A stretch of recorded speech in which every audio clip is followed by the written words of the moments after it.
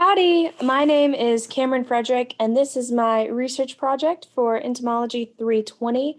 And I will be discussing how the waggle dance can be a liability for hive and or resource security. So to start the scientific method, the question that popped into my head was, does the waggle dance impact hive security? We have spent quite a bit of time this semester discussing what bees do in those hives, how well oiled of a machine they are, everything that they can accomplish, how well they communicate, how well they reproduce. Um, it really was amazing to me. But if something gets into that hive, everything can go incorrectly. And I just wondered if that dance language, specifically the waggle dance, can impact that hive security. So, just for a little bit of background, just a refresher, the waggle dance is performed by foragers to recruit more foragers to get to a specific location for resources. It was discovered as early as Aristotle, which is crazy, but it was really rediscovered and more defined by Carl von Fritsch, and he discussed the specific pattern and the fact that there's an olfactory component, which we'll talk about a little bit more later. But to the right, you'll see a figure I found in my research, which is how they set up a long exposure video of a honeybee hive. And in this research, you can actually watch these long videos of up close and personal view of honeybees and how they work in those hives, how they make the comb, how they make the honey, how they perform these dances to communicate with each other. And it really helped me kind of grasp what that dance language really meant within a hive. A little bit more is the hive security basics. So the hive is protected by guards, which are drones, who really their only job is to make sure that only the correct bees and bees only are getting into that hive. To do that, bees that deviate from that home smell are rejected, meaning they have to smell like that hive. They have to be producing the right pheromones, smell like the other bees, really just kind of belong there. And the guard's job is to alert the colony to intruders and try to keep those intruders out. Like I mentioned before, these hives are well oiled machines. If an intruder or a parasite gets in there, not only is it unsafe and unhealthy for the bees, but it can throw a clog in that well oiled machine and slow down their production or slow down their reproduction. While I was researching this, found an article about pheromones that drones produce. Most research about pheromones in honeybees is about the pheromones that queens produce, and I was able to find this article to show all the different pheromones that drones can actually produce and how they communicate with each other to keep the hive safe and for reproduction purposes with the queen. The correlation that I make revolves around really a few key points that I've highlighted here. One being that in high resource areas, that home smell can be confusing.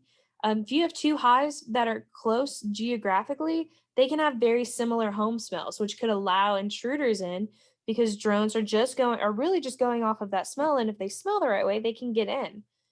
Another thing is that the waggle dance is universal amongst Apis mellifera. All of Apis mellifera foragers can perform the exact same waggle dance to communicate the exact same thing.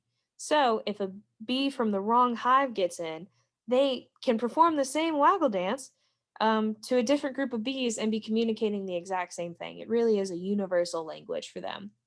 And the dance floor is marked with chemical signals.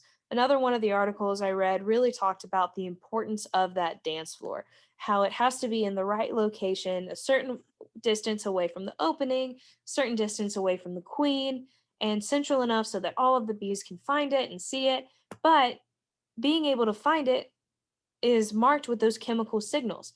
So if a bee from the wrong hive gets in, it wouldn't be that far fetched for them to be able to very easily find the dance floor to communicate with all of the other bees because it's marked chemically, meaning that bees from other hives could lead a new hive to the resources that they found.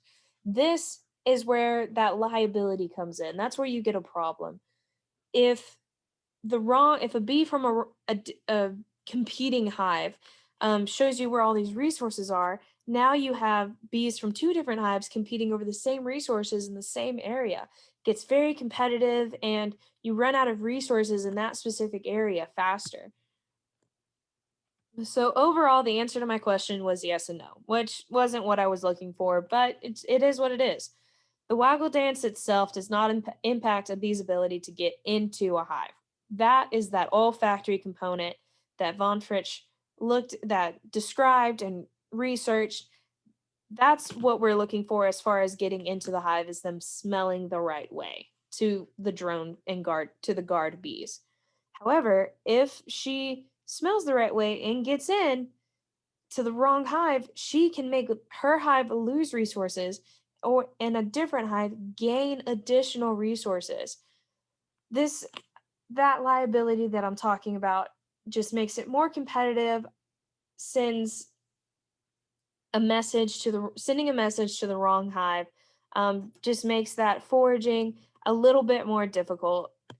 Unfortunately, I wasn't able to find one specific article that talked about the question that I had, but I believe that's because if you take all of the information from the articles that I read, it's very easy to connect the points and draw your own conclusion, which is what I came up with here. And to the left, you'll see a figure that I found talking about how important it is that the location of the dance floor is in the right place, that it's far enough away from the hive entrance, like I said, that it's high quality, that all of the bees can see it, all of the bees can find it. But overall, the answer to my question was no, the waggle dance does not impact actual hive security. But what I did find was how easy it would be for a bee from the wrong hive to perform that waggle dance and point bees in the direction of resources. Here I listed my sources.